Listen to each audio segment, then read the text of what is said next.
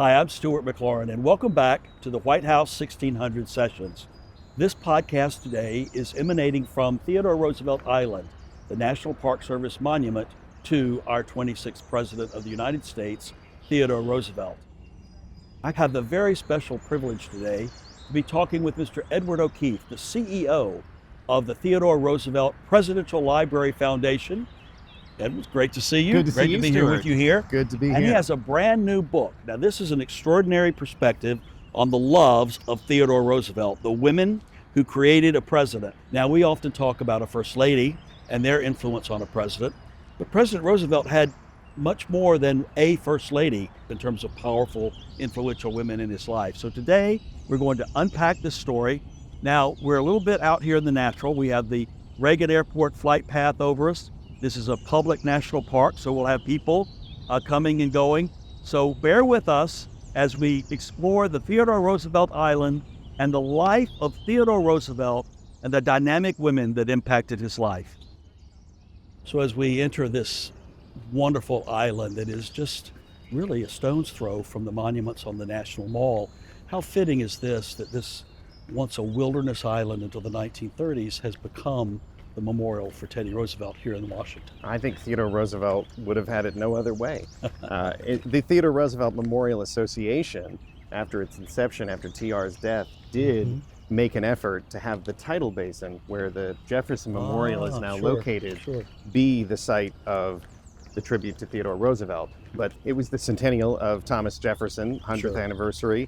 So TR lost out to Jefferson. He did manage to make Mount Rushmore alongside Jefferson and Washington and Lincoln. Yes. But Jefferson got the last coveted spot on the National Mall, which actually I think is fitting. Yeah, there's nothing more perfect as you sit than the flora and the fauna and the wildlife that is really right here in the heart of a major urban American city.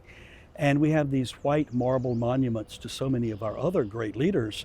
But as we take this gravel path and we've crossed the water, and I can just see there's this statue up in the middle.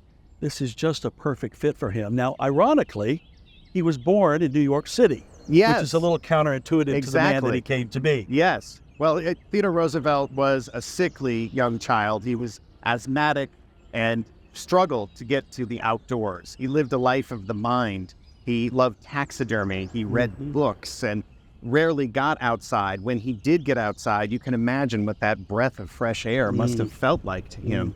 And then, of course, he traveled and lived in the West as a rancher and a cowboy in North Dakota, an experience, he said, without which he never would have been president. How did that pique his interest? How did he end up in North Dakota, of all places? It was the farthest the train would go at the time that he went there. He had his bachelor party with his brother Elliot in 1880. That's the first time he kind of dips into what would be modern day North Dakota. And then in 1883, he comes back to hunt a buffalo because, ironically, it's going extinct. And he wants to capture and hunt a buffalo before that happens. Falls in love with the Badlands, this area of 65 million years of geologic history. It really was the last bastion of the West at the time that he was there. He invests half of his inheritance, $14,000 at the time, to become a rancher. Wow. And that then begins to define his life. After the death of his wife and mother, on the same day in the same house, he returns to the Badlands, to Medora, and he'll live for the better part of 2 years there in nature. Nature was Theodore Roosevelt's healer and classroom. He was prone to depression.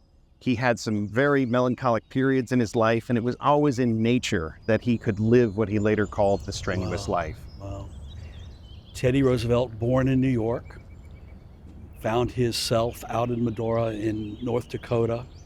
You, born in North Dakota, recently officing in New York to get this operation underway. Yes. What have been the synergies and the understandings and that you've come to know about him in this experience of building this extraordinary presidential library that you didn't know before?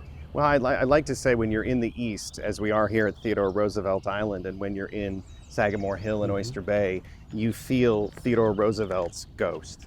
When you're in the West, you feel Theodore Roosevelt's spirit. Wow. He had a northern father, a southern mother. He was born in New York City.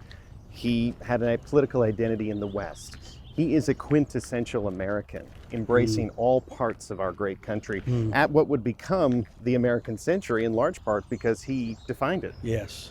Well, during his presidency, of course, the number of national park sites doubled. That was obviously something important to him, a treasure of American resources that we still benefit from today. And buttressing your wonderful presidential library is another national park site. Tell us about that relationship. Well, exactly. So think about that incredible conservation record, 230 million acres of land preserved.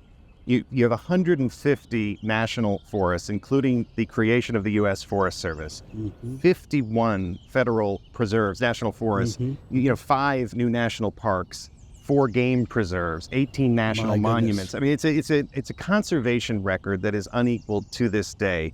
And so here in Theodore Roosevelt Island, the appropriate tribute to Theodore Roosevelt is nature.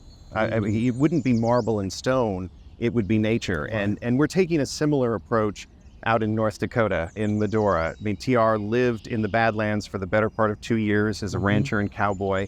And in really that place, as he later said, saved his life. I mean, that is the place that he felt most in touch with nature, with the wildlife, with the sources that he could turn to for inspiration and to refuel him after probably one of the most devastating moments of his life. Now, when you open this wonderful place in the summer of 2026, how will the environment, how will the landscape differ from what he would have seen when he first went there? Well, that's a remarkable thing, Stuart. It isn't much different than what Theodore Roosevelt saw when he was out in North Dakota. Theodore Roosevelt was an amateur photographer. He actually had a darkroom in the Elkhorn Ranch, which is known today as the cradle of conservation. And so we have pictures. We know what he saw. Yes. And it is remarkably similar. I mean, when you go out into the Badlands of North Dakota today, when you're on horseback, when you're taking a picnic or a hike or a bike ride, you are in the land that healed Theodore Roosevelt. You never feel, again, closer to his spirit than you do in the place where he recovered. Wow, I can't wait to visit. As we've come now into this clearing, I can see the statue of him there, inviting us up to him to have a deeper conversation. Look at that, my goodness. Yeah, pretty extraordinary, right? So, again, Theodore Roosevelt dies in 1919. He's 60 years old, which is not young or old. It's about average for the time. But it's a shock to the nation. I mean, he's not a assassinated or fallen president, but he is the leading presidential candidate for the Republican nomination in 1920, largely expected to win the presidency again. And when he dies, the nation is just absolutely shocked. So it leads to the creation of the Roosevelt Memorial Association, and the Roosevelt Memorial Association is the group that in the 1930s, as you mentioned earlier, purchases this land to become the memorial to Theodore Roosevelt here in Washington, D.C., after a failed effort to claim that spot on the tidal basin where Thomas Jefferson sits today. Well, I don't think anything could be more perfect, really, than this setting where we are today and this magnificent statue. Of course, you mentioned he died at the age of 60, young by our standards today. But he came into the presidency unexpectedly as well. Remind our followers of that story. It's a pretty incredible story. I mean, Theodore Roosevelt, very reluctant to be vice president, and maybe we'll talk about that a bit more, but he's a reform and progressive-minded governor of New York, and the New York political machine, particularly the bosses in New York, Boss Platt, they want to get rid of him. They want him out of there. He's trouble. And indeed, they bump him up to the vice presidency. There's a great quote by Boss Platt, by the way, at the Republican convention, where he says, as the groundswell is beginning, and there's no way for TR to avoid becoming vice president despite his protestations, Platt says he may as well sit under Niagara Falls and spit the water back up. And TR is vice president for 6 months. Yes. He presides over the Senate for only 5 days. He, of course, feels about the vice presidency as most vice presidents do. He says that the office should be abolished. He takes up the study of law and contemplates becoming a lawyer again. He basically says, my career is over. They've done it. They've put me off to pasture. And by 1904, when I have my chance, he says, the kaleidoscope will have shifted and I will be out of view. So he thinks it's over. Well, he thinks it's over. As we will soon hear when we talk about this book, that was not the first time when he said life was over. Right. There were other times in his life when he thought things had come to a dead end, only to have a new path open up. And so this path to the presidency opens. It's the turn of the American 20th century. Ideas, opportunity, a whole frontier of possibilities before him. How does he embrace that? How does he tackle the presidency? He almost embodies it. He's 42 years old. So he, to this day, Theodore Roosevelt is the youngest president ever to come into office. JFK is, of course, the youngest elected president. But as you mentioned, TR comes through the back door. He comes in through the assassination of McKinley, and nothing could have bothered him more to have come through, as his sister said, a dead man's shoes. So he's determined to prove himself in this capacity. He says at first, I will carry on the legacy of McKinley. I won't do anything drastically different than what McKinley would have done. He does everything differently than McKinley would have done. He invites Booker T. Washington to the White House for dinner. He intervenes in a labor strike, the first time an executive will do so. He, of course, wins the Nobel Peace Prize, the first American to do so, intervening in the Russo-Japanese War. He's really quintessentially perfect for the American century. It's his wife, Edith, the First Lady, his sisters, Bamie and Connie. His mother was no longer alive by this point, but the influence of her that really, kicked open the door of the American century and pushed Theodore through it. I mean, he was progressive and reform-minded. You think about what we're experiencing today, rapid technological change. This is the advent of telephones, cars, airplanes, submarines. Theodore Roosevelt's born in 1858, no electricity. He's riding horseback wherever he wants to go. And so the whole country is feeling this deep technological change. Also switching from an agrarian society to an industrial one. Got massive waves of immigration changing the composition of the country. Really, he's a man who met the moment. So the country, when we go through a loss of a president suddenly like this, which thankfully we've not had now in 60 years in our country, but 8 American presidents have died while in office. How did the public rally to him or suppress him? Because he and McKinley were two very different animals. Diametrically opposite, and McKinley was viewed as this unifier, right? He was a Civil War veteran. He was extraordinarily accomplished. He was beloved. He was reelected by an overwhelming margin and largely seen as a stabilizing force in the nation. And then you have this young reformer who was incredibly popular but unknown at that point. I mean, he really had only served one term as governor, and prior to that was Assistant Secretary of the Navy. I mean, in 3 years, going from Assistant Secretary of the Navy to the President of the United States. It's unbelievable. There was a deep period of mourning, 30 days, in which they held no activities at the White House. And then as soon as that was over, actually 2 days after the period of mourning was over, is when TR and Edith had Booker T. Washington at the White House. So it's almost instantaneous that you see this change. Talk about why that was such a powerful moment. It was the first time in American history that a Black man was invited to dine at the White House. We're in the heart of Jim Crow and lynching and peonage, the rise of the Ku Klux Klan. I mean, it's a deeply divisive time, not that long, just one and a half generations from the end of the Civil War. So, TR never won a state in the South again in his political life, not in 1904, not in 1912. He paid politically for that bold decision to have Booker T to the White House for the rest of his career. But he was a man of bold decisions. He was a man of boldness, which, given that we've talked about how he sort of shriveled at these times of seeming that things were over and dark and bleak, but then he re-emboldened himself. From where did that come from? And maybe that's how we get into this book. Well, nature. Right? Nature. Nature was his healer and his tonic, and it's the women in the arena. It's the loves of Theodore Roosevelt that really give Theodore Roosevelt his outlook and perspective. I mean, you see this monument here, right? It's the history of TR is of a singular man, of a person with a autochthonous will who forced his way onto America and the political scene. That's true, but it also isn't. that there are these extraordinary women who are behind the scenes, who have written themselves intentionally out of history. His two wives, Alice and Edith, his mother, Mitty, who's an extraordinary character, and of course his sisters, Bammy and Connie. These 5 women who really grounded Theodore Roosevelt. Probably the most hyper-masculine president in the American memory was the product of women. Well, we've talked about Teddy Roosevelt, born in New York, how he came into the presidency. We're going to delve into these dynamic women that influenced his life. But what you're doing now out in North Dakota is creating something in a place that was so important to him and will open in the semi-quincentennial year of 2026. Where are you now, and how did this whole vision come about?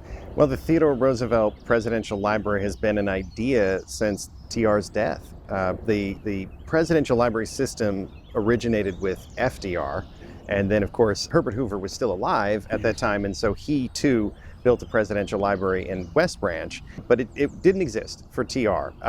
TR, as we discussed, died at age 60, somewhat suddenly in the American public's imagination, and so there was a rush to figure out how to memorialize this great president. Theodore Roosevelt Island is a result of that memorialization and those efforts. The Theodore Roosevelt Presidential Library has had fits and starts in New York State and in other iterations in North Dakota, and it finally came together around this idea of nature, that we would have the pillar principles of leadership, citizenship, and foremost among them, conservation.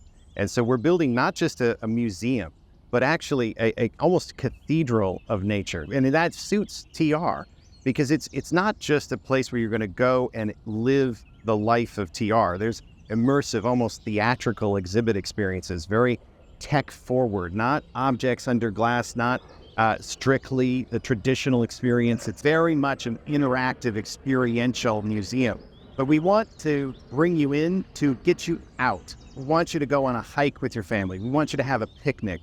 We want you to explore the Badlands as TR saw them. There's a 38-foot tall roof that you can climb up to the top of and get a 360-degree view of the 65 million years of history in the Badlands. And that roof is naturalized. Naturalized. The Theodore Roosevelt Presidential Library will be the most sustainable museum in the world upon opening.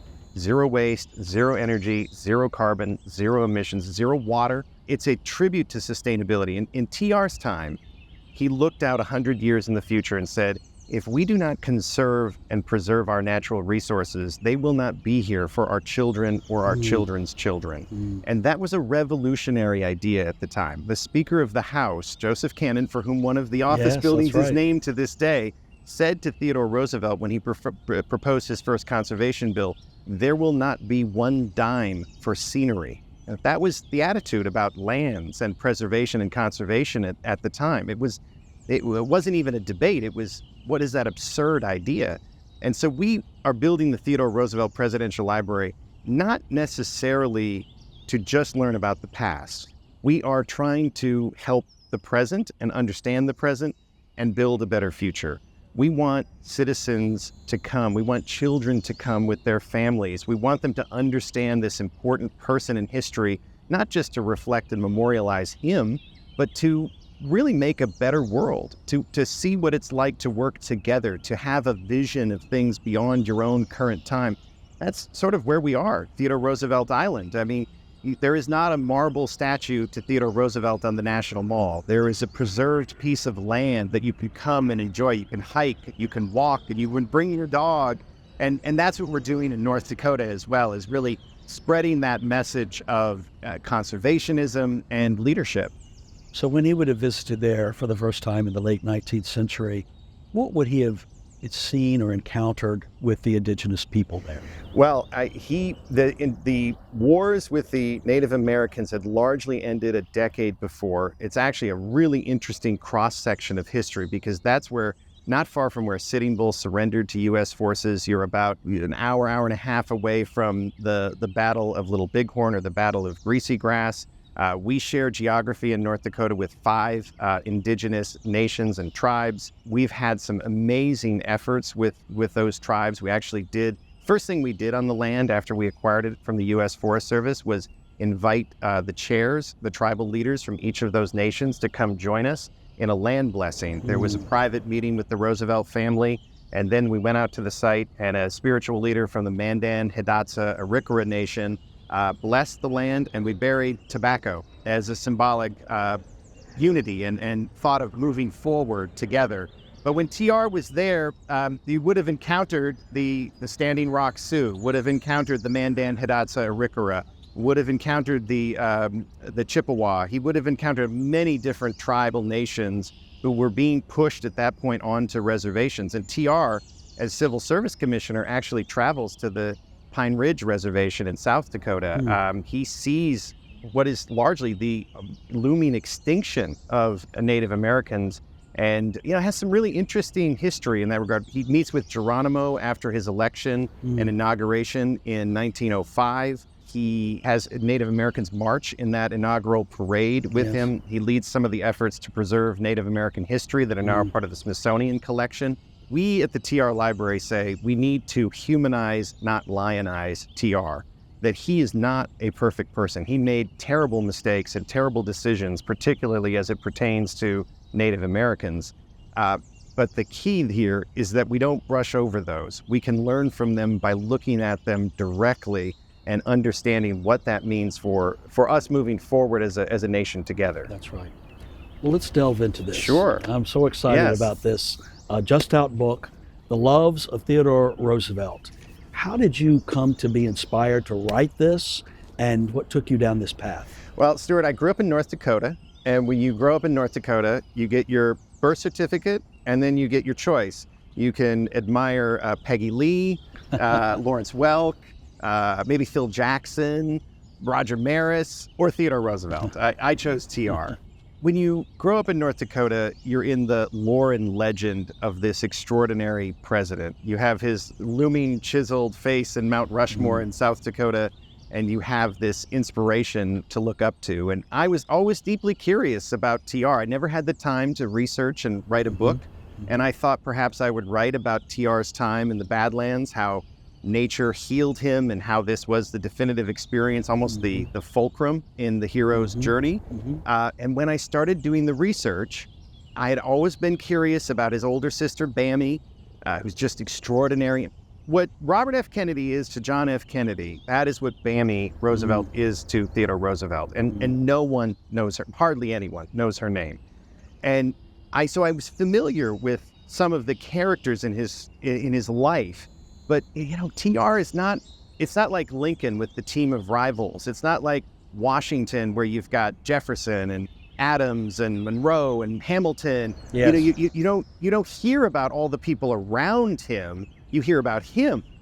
And so I'm reading these letters, and I'm looking at these correspondence between his sisters and his mother and his wives. And I'm thinking, whoa, this is a totally different side to Theodore Roosevelt than I have ever read about or I have ever known.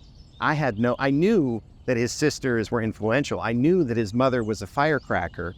I knew that his wives were influential.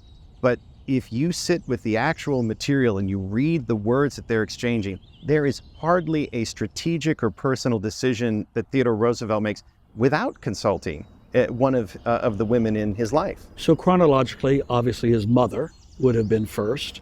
What were those early years of influence like with her that set him down life's path? So Mittie Roosevelt is from the South. She's born in Connecticut, but she's raised primarily in Georgia. She is vivacious. She's got a strong-willed personality. She describes herself as impulsive.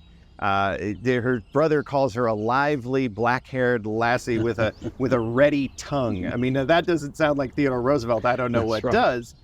And she moves to the North with her husband, Theodore Roosevelt Sr., right before the outset of the Civil War. Her two brothers are serving in the Civil War on the Confederacy side. Her mother and her sister come join her from Georgia, and she's basically raising the four Roosevelt children. Not alone, she has a lot of help. She has her sister and her mother there. She has a retinue of aides and nurses, but her husband is away. He's in Washington. He doesn't fight for the North. He doesn't fight for the Union because basically she forbids him from doing so. And Theodore Roosevelt is raised in a house divided, in a nation divided. Yet they have civil disagreements. They couldn't, you can't think of something more profound than the Civil War dividing a home. And yet he learns from his parents that you can disagree agreeably, even in the most trying of circumstances. But from a personality perspective, right? She's lively. She's got a great personality. She has these witticisms. She's the one that introduces him to the McGuffey readers, where he reads phrases like, speak softly and carry a big stick, the nettlesome Nellies, all these things that Theodore Roosevelt is known for saying. He learns from his mother, from her wit, from her wisdom. And then just in terms of sheer physical protection, again, he is not just asthmatic. No one thought that Theodore Roosevelt was going to survive beyond 4 or 5 years old. He would cough and retch so violently that blood would come up, and she would massage his chest to make sure that the blood would come up in a way that he didn't choke. I mean, she literally saved his life on any number of times as a child. And so I think, he learned from his mother this wit, this witticism, this personality, this civic disagreement, agreeing without being disagreeable. And he also learned resilience. His father dies when he's 20 years old. What had been his relationship with his father? Extraordinary, right? So he loved his father. He adored his father. And then his father dies, and his father dies young. So whatever he thought of this great person, it took on an even greater presence in his life because he was gone. He said after his father died that I've lost the only person in whom I could ever confide. He was devastated at the loss of his father. And his father was a great man. He co-founded the American Museum of Natural History. He brought the Metropolitan Museum of Art to New York and to America. He founded the first orthopedic hospital in New York. He was a proponent of supporting the newsboys, who were largely orphans in society. I mean, he's a believer that to whom much is given, much is required. And he saw that humility. He saw that philanthropic spirit in his father. And when Theodore Roosevelt Sr. died, everyone thought, well, that's it for Mitty. I mean, she's going to just collapse. She lives another 6 years. She's a hostess at some of the most influential salons in New York. She's constrained by her age and the time, but she thrives, and she instills a saying upon her children: live for the living, not for the dead. Which, think of how that will come to play in Theodore Roosevelt's life. He will lose not just his father, but soon he will lose his mother and his wife and his brother in later years. And he will live by that philosophy that life is for the living, not for the dead. And you only have one shot to make a difference in this world.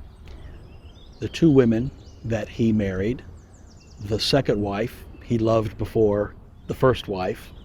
Give us that sequencing, and then tell us about each of their interactions with him, how they enter into a relationship with him, and how they separately influenced him. His second wife, Edith, is his first love. So Edith, he has known since she was 3 years old, and they will know each other for 54 years, married for over 30 years. It's another source of Mitty's influence. Mitty recognizes she's got an awkward, precocious child. He's a bookworm. He doesn't get out much. He has this habit of reading a book with his leg to one side, and he looks like a stork. So she knows he needs friends, and she discovers this family, the Corrots, living not far away from his grandparents, Theodore Roosevelt's grandparents, and invites Edith to be homeschooled with the Roosevelt children. And she grows up sort of like a bonus sister. She's always there. She's best friends with Theodore Roosevelt's younger sister, Connie. And I think everyone largely expected that TR and Edith would be engaged. But when they come of age, and Edith, who's 3 years younger than TR, turns 17, they have a rupturous, unexplained, mysterious split. August 22nd, 1878. TR is at Harvard. Edith has come of age. They climb up to this incredible point, Tranquility, which was anything but because the Roosevelts were there. And they have a fight and never say anything about it to anyone ever again, except for a couple of notes. A few years later, TR will write to his sister Bamie and say, "We had, and I suppose have, tempers far from being the best." And Edith will say that TR proposed and that she rejected him, and later will say, that he was just not very nice. So whatever happened between TR and Edith that August day in 1878, history doesn't know, but they split. They were over. And then TR meets Alice Hathaway Lee, this incredibly gorgeous, intelligent Boston Brahmin progressive, and he goes wild. A 2-year mad pursuit, spends the modern day equivalent of hundreds of thousands of dollars on a dog cart so he can get to the Chestnut Hill 6 miles away, 12 miles round trip, trinkets of gold and silver. You know, it's thought that he proposed to her as well and that she gently rejected him, not in the same way that perhaps Edith did. And finally, after 2 years, wins over Alice, and they announce their engagement on February 14th, 1880.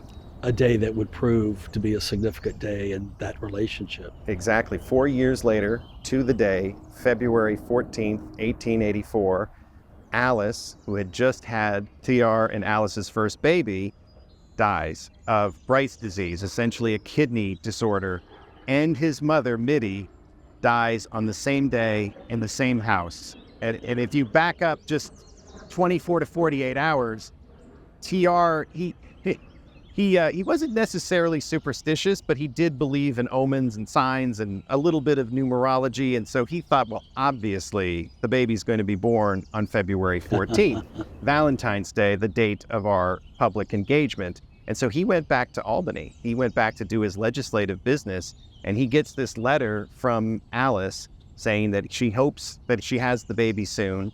Then he gets a telegram saying the baby has been born. And then he gets a second telegram. We don't know what the second telegram said, but we know his reaction to it. His fellow legislators in New York said his face went completely ashen. He was white, and he ran out of the New York State Assembly to the train.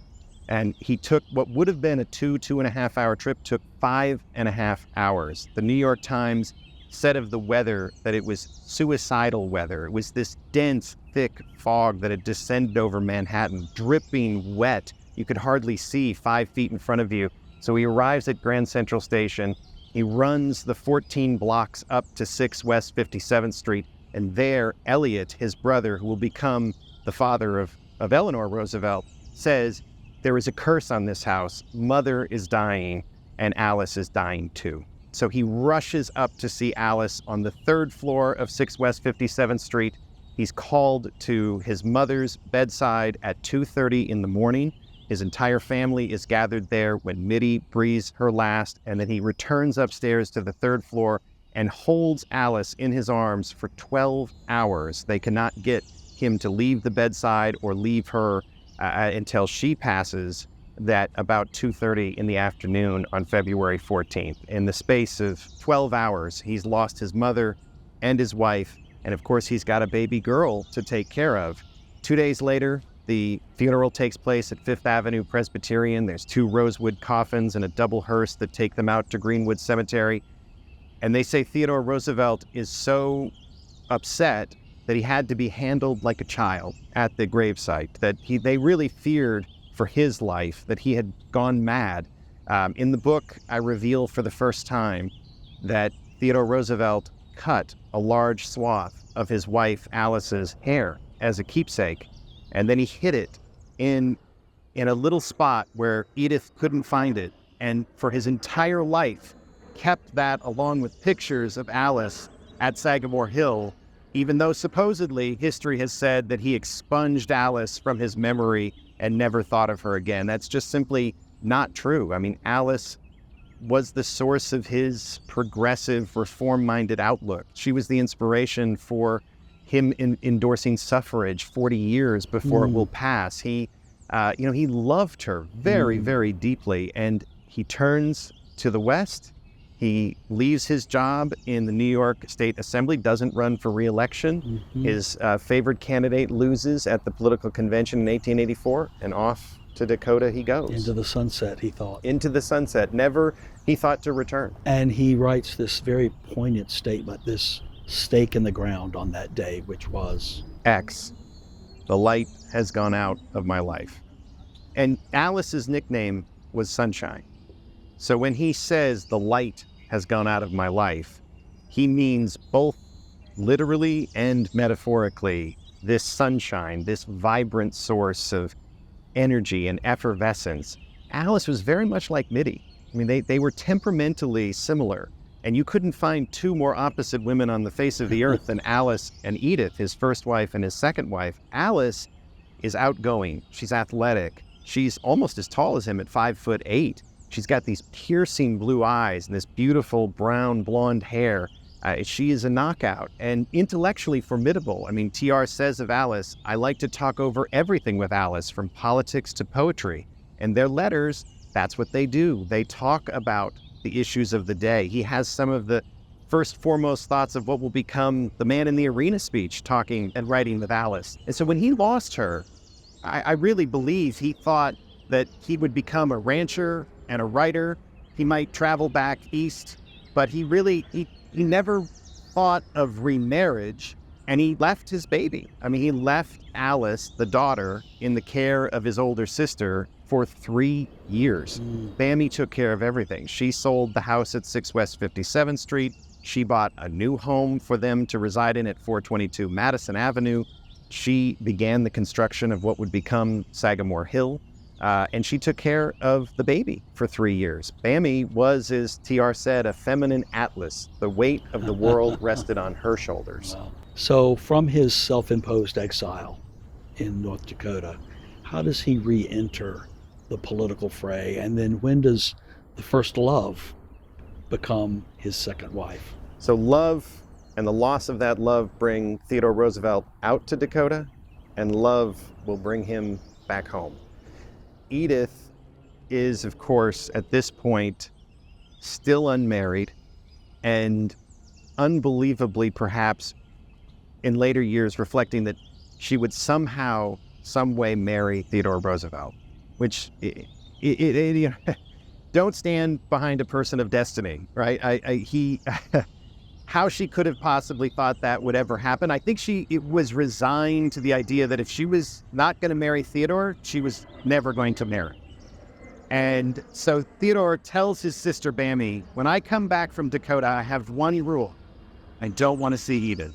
I don't want to run into her. I don't want to talk to her. I think he knew that if he did, the spark would light again. So we don't know of any correspondence between Edith and Theodore that took place during those years of marriage to Alice or immediately thereafter. We believe that the last time they saw each other for the better part of at least a year was on February 16th, 1884, at the funeral and burial, the interment of Mitty and Alice. We know that she attended the funeral, and then Theodore Roosevelt leaves for Dakota some months afterward, and they didn't see each other until sometime in the late fall of 1885. And as soon as they did, it was back on. Combustion. It was a combustion. It was, in the Victorian era, if you lost a spouse, you never remarried. And you exhibited it was disrespectful to your wife if you were to remarry. And so Theodore, when he returned to Dakota after he'd reunited with Edith, he would pace back and forth, and at the general store where he would stay overnight before he'd go to his ranch. And so Joe Ferris he recalls hearing TR walk up and down and say, I have no constancy. He was berating himself for having fallen back in love with Edith, but he couldn't help it. And he wanted this life. And Bammy was back home in New York, keeping him updated on politics, keeping him updated on the affairs of the city. And she writes an extraordinary letter to Edith, basically saying, it's so good that you're back in Theodore's life, but it's even better to see him re-engaged in politics. He has wasted some of his years away not being active in civil life, and that's what he's going to need to do for his future. Basically, Bammy saying to Edith, glad you're back, but guess what? You're going to have to share Teddy with the world. He's got a larger destiny in mind, and so I hope if this is going to happen, that you will be willing to live a political life. Because Edith, again, diametric opposite of Alice. She had a hard childhood. Her father was a severe alcoholic. They slowly declined in their fortunes very publicly. She was reserved and demure. She was incredibly fiercely intelligent, but she was quiet and reserved and perfect match temperamentally for Theodore Roosevelt. I mean, really, it's Edith, when we get to the White House, that will have a profound influence on his judgment and just that right sensibility of soothing and directing his effervescent personality. So he has this love affair immediately with Edith. They are married. Secret engagement.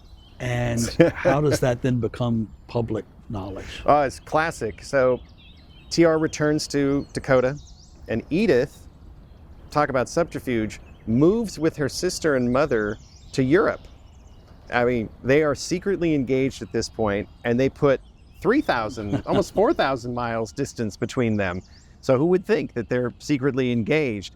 And a story leaks in the New York Times that Theodore Roosevelt and Edith Kermit Carew are engaged to be married. Bammy says that's not true, demands a retraction. Oh, no. And gets it. And then sends a letter to Theodore to say this is what has happened. And Theodore pens this remarkable letter back to his older sister, essentially saying, that damned New York Times, always making things up about me, always saying these things that aren't true. But this one happens to be. So Bammy didn't know they were secretly engaged. Bammy did not know. And that is not a letter that was written for the sake of history. Yes. She didn't know.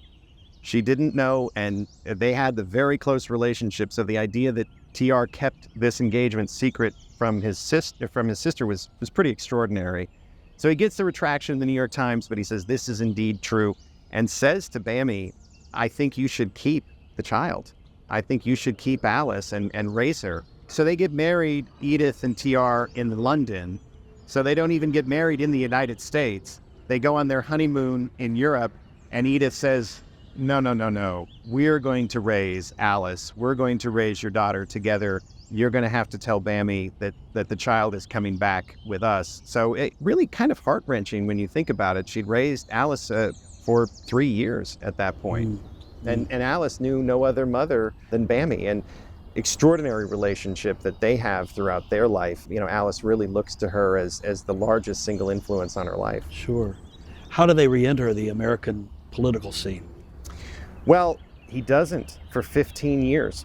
That's the other really remarkable thing. I mean, for those that have written off Alice in history, think about this. He gets married in 1880, and between 1880 and her death in 1884, he wins his first elected office. He writes his first major book, The Naval War History of 1812, and he attends but doesn't complete Columbia Law School, probably the only thing Theodore Roosevelt ever quit in his life. He almost is elected Speaker of the New York State Assembly during that time as well. He, in his own words, rose like a rocket. She dies. He's a rancher and a writer for 2 years in Dakota. Edith re-enters his life, and he will not hold elected office for 15 years, which is, he's only lives to 60. That's 25% of his entire life. But he does serve as Civil Service Commissioner. He does serve as a New York Police Commissioner, and he does eventually serve as Assistant Secretary of the Navy, all positions that in some way Bammy had something to do with. She was the secret hand guiding him, making the right introductions. And all preparatory to the larger stage he would one day hold. Exactly. So then he goes in the Spanish-American War, the heroics of the Spanish-American War. Incidentally, now we can introduce Connie, his younger sister. His younger sister, Connie, is sneaking stories of his heroics to the press. Bammy introduced Richard Harding Davis, a leading journalist of the time, to Theodore Roosevelt when he was police commissioner. Richard Harding Davis ends up covering the war in Cuba. He knows TR from this time in New York. Once again, Bammy, the hidden hand, makes Theodore Roosevelt the central character of this war, and he's a hero. You know, he comes back a hero. They want him to run for governor of New York. He does run for governor of New York. He becomes the governor. He's progressive. He's reform-minded. He's irritating to the bosses, and they want him out of there. You know, they want him to go be vice president. And as we discussed a bit earlier, Boss Platt has this fabulous quote when at the Republican convention, TR is trying to push back the groundswell to make him vice president. And he says he may as well stand under Niagara Falls and spit the water back up. And McKinley's main aides are coming to him and saying, this is a terrible mistake. Do not put Theodore Roosevelt on the ticket with you. And when he does, Mark Hanna is a senator and a very close aide of McKinley. Hanna says to McKinley, your duty to the country is to live for the next 4 years. So afraid are they of Theodore Roosevelt as vice president. 6 months into the second term, McKinley is assassinated, and Theodore Roosevelt becomes the youngest president in American history. Let's talk about Edith as First Lady and her influence on that role and on him. Well, Edith, again, reserved, but intellectually fierce. Everyone says of Edith that she is a better judge of character than TR. Theodore Roosevelt will say that whenever I go against Edith's judgment, I regret it. And none other than Henry Stimson, who will go on to serve in multiple administrations and most famously advise Truman on the atomic bomb as the Secretary of War and the sites that will eventually be chosen.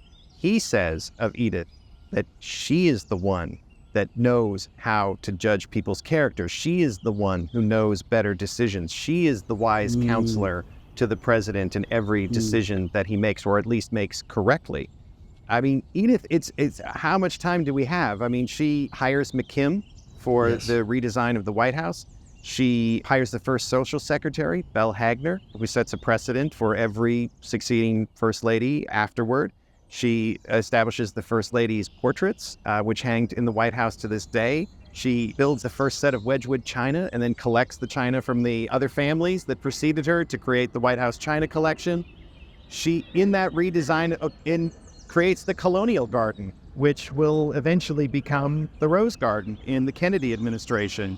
So she has a physical effect on really transforming the White House itself into the seat of executive administration and power. It has a magisterial element for the projection of power of the presidency, but also has a personal and private component because that's where the president and his family live. I mean, they have 6 children at this point, and she says, I want to have space where we can live as a family, and I want to have space where the president can work. He named the White House the White House. That's right. I mean, it's well, this is not a calm, docile family either, these children. And they are all living on the residence floor of the White House on the West End, and on the East End is the president and his staff. That is not a healthy mix. And so she is the one that, of course, then inspires you and your colleagues. You get somewhere else, and we now evolve a building that evolves to be the West Wing. Right. Today comes about at that time. Right. Think about that, right? I mean, the idea that the West Wing is the seat of actual administrative function and power originates with Edith Roosevelt, saying we need to have a place where we can live as a family. Yes. And you need a place where you can actually work and function as a government. And by the way, on the second floor where Theodore Roosevelt had his private office, Edith put her office right next door. And they would take advantage of the sexism of the age by saying, well, Edith can surely sit in and listen, and she would sew or she would knit in the corner and she'd hear everything. And when it was done, she read 4 to 5 newspapers a day. She went for long walks and horseback rides with her husband. She advised on appointments. She advised on everything. I mean, there's hardly a decision that he makes where he isn't talking to his wife, and that's new. We don't have the letters that say Abigail Adams and John Adams exchanged, but we know that they were working together and thinking together about everything that TR needed to do for the country. And Bammy moves to Washington at this time. So she's living just 10 minutes from the White House in a home that becomes known as the Little White House. So TR will leave during the day, escape from the press, have tea and a talk with his sister. And so his wife is there in the White House she's in the room of power because that's the way Edith designed it. And when he can't have Edith's advice, he'll walk down the street and meet with his sister Bammy. And when those two won't listen to him, he'll call his sister Connie, who's much more sympathetic and much more empathetic, and get the outpouring of emotion that he needs to survive. So they're always there, always in the mix, always working with TR to make the best decisions that he can for himself politically and for the nation. It's interesting that you bring up the portraits. The John Singer Sargent portrait of Teddy Roosevelt that hangs in the East Room today, a very handsome, strong, but conservative portrait. Edith's portrait, grand, flamboyant, extraordinary, and hangs above the mantle in the green room today. And it's an interesting contrast in portraiture between those two visuals. And hers is in the Colonial Garden. Yes. And she's in the garden where she loved to be. You know, I'm asked, relative to the loves of Theodore Roosevelt, would Theodore have accomplished what he did had Alice lived? And I think absolutely, right? Two things can be true at the same time. He married Alice, and she was this incredibly progressive, reform-minding influence.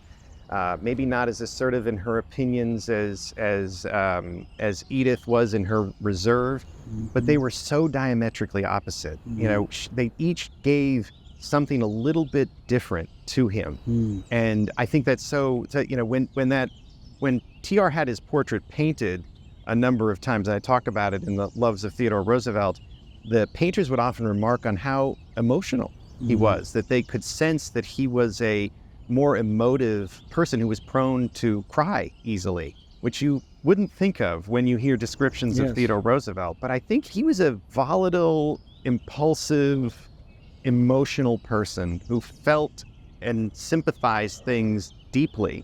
He needed the women in his life to help him think clearly, to make good decisions, to be in many ways the opposite of him.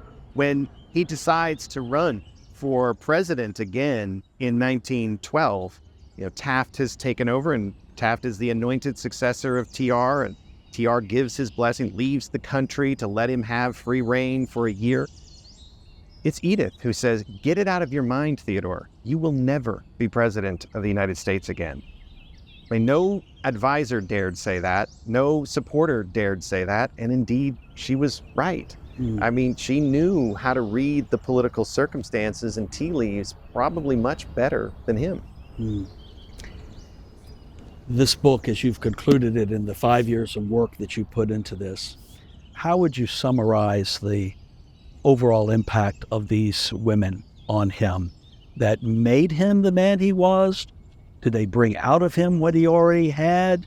What was that core impact of those powerful women?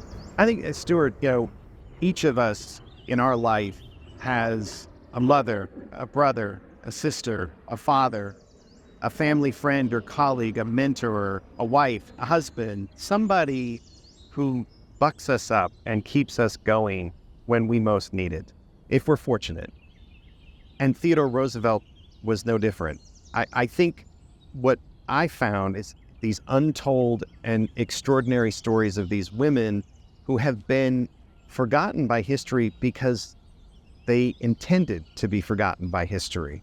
They wanted all the credit to go to TR, as if somehow he just willed his way through any obstacle, through any challenge. And it's a great story. I love that story. That's the story I heard in North Dakota, and it inspired me. But I think it doesn't diminish Theodore Roosevelt. In fact, I think it only enhances the story to know that he didn't do it alone, that there were these incredible women in his life who made it possible and made him possible. One of his strong ongoing legacies was his daughter, Alice, who continued to have an impact on the national capital scene for generations. I love Alice. I mean, well, now here's the first thing I would say about Alice, right? How can you possibly think of Alice Roosevelt Longworth and her incredible wit and witticisms, her personality, and not think that Alice, her mother, was much the same? I mean, based on the description, that's the only living descendant we have from that line, right, is Alice and now her descendants, who are also extraordinarily remarkable women and people in their own right. And each of them is just, you sit with them, you're like, oh my goodness, I feel like I'm in the presence of intelligence and wit. And Alice Roosevelt Longworth, you know, she has this very difficult relationship with her stepmother. I write in the Loves of Theodore Roosevelt about the unkind words that they exchanged, including on Alice's wedding day when Edith snaps and basically says, "You've been nothing but trouble, and I can't wait to get you out of here." And Alice very calmly replies, "Oh, mother, you'll feel differently in a week or two."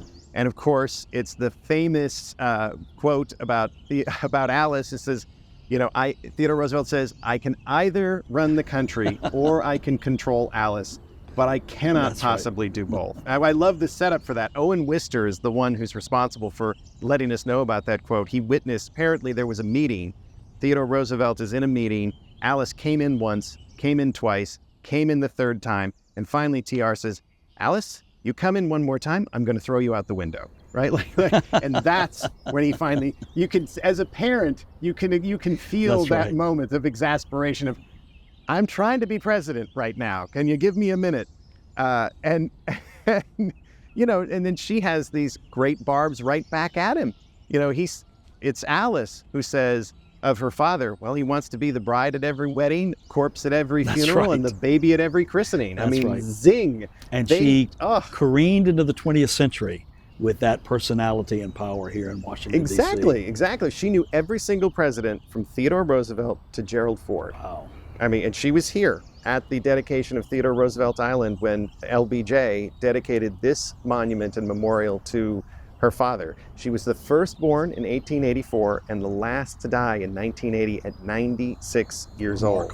She was known as Washington's other monument. And she famously had a pillow in her living room that said, "If you don't have anything nice to say, come and sit by me." Well, Ed, thank you very much for creating this marvelous work of scholarship and insight into the people who impacted Teddy Roosevelt in this intimate, special, and powerful way, made him become the man that he was equipped to become, the leader that he became, and certainly they are part of his strong legacy that you will be carrying on at this amazing presidential library in North Dakota. Can't wait to get out there and see it when you open, and thank you for your contribution to history in America, to White House history, and for creating this book and this extraordinary presidential library. No, thank you, Stuart. It's an honor and a pleasure to be with you. Right, thank you.